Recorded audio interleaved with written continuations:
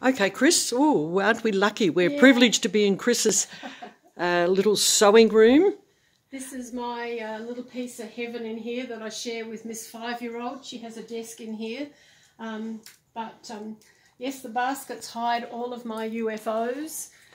There's a few of them there, and there's probably a few more tucked away, but I'm a big believer in IKEA tubs. You can hide all sorts of things in the IKEA tubs. But Kathy, if you come over here, one of the things that we're going to put in iPatch is a tutorial for making journal covers.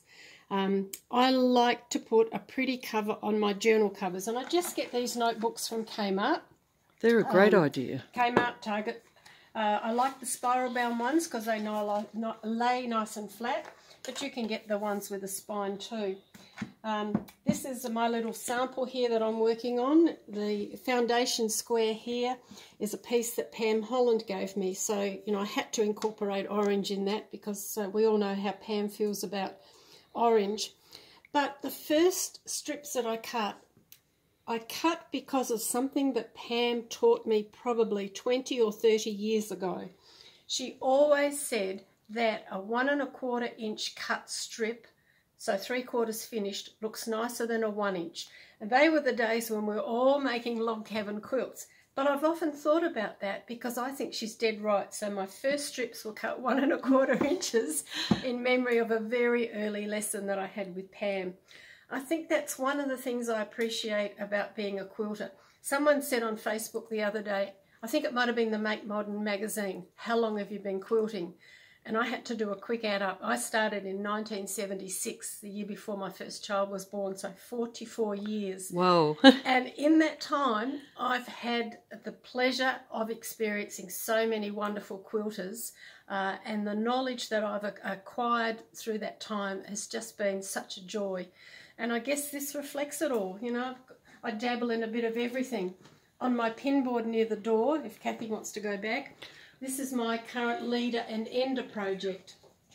So when I'm sewing, rather than have a scrap of fabric, I have a little tin full of squares and I just put 2 together, and then as they start to grow, I only started it 2 weeks ago and I've already got nearly a whole block. So yeah, I just love to play, love to experiment, and this is my happy place. But your quilting reflects that, and obviously the awards that you've won at the various quilt shows, your quilting, I know Rachel Deneni always says the secret behind quilting is practice. It is. And you've demonstrated that as well, because your quilting is just beautiful. But from my point of view, the short time that I've known people in the guild, I've just found you so generous with your time and your effort and your work ethic in as president of the guild. Thank you for that, Kathy. It is just inspiring, Chris. But it's a pleasure because I get so much joy back. And they're a great bunch of people. Yeah, I have made some of the best possible friendships through my quilting experiences. Well, there's something about quilting, I even said to my husband, maybe you should take up quilting. There's something special about it, I just wanted to show that you've done a couple of these journal covers already. Yep.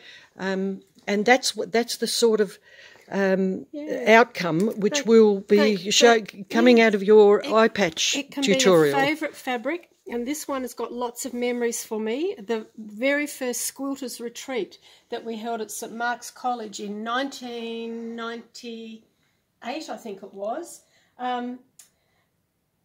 We made little kind of bolero jackets, jerkiny type things out of this fabric, so that reminds me, and I think this is the last piece that any of us had left. So that was my journal cover. But this one, I had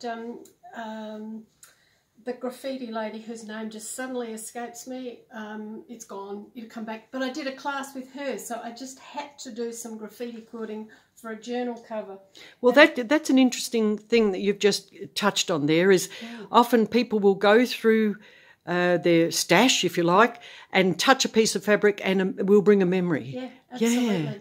Yeah, and my most recent love, of course, is Tula pink fabric, so I had to have one with Tula. So now my Pam one, of course, with Pam's little red house and the orange fabric around it, is going to be another memory. Yes, well, Pam's going to have a workshop on that very soon, so we're looking forward to that. Yeah. And this is a great little project for people to be able to take out of eye patch, and we'll ask them to send us photos so that we can post them on Facebook. We'll I think it'd be great. Yes. Yeah. Well, thank you everyone for sharing this little video. It was a bit intimidating, I have to say, but it is lovely touching base with everyone.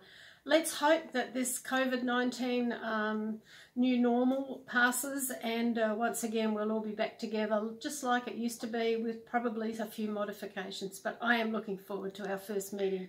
Thanks very much, everyone. Chris. Thank you.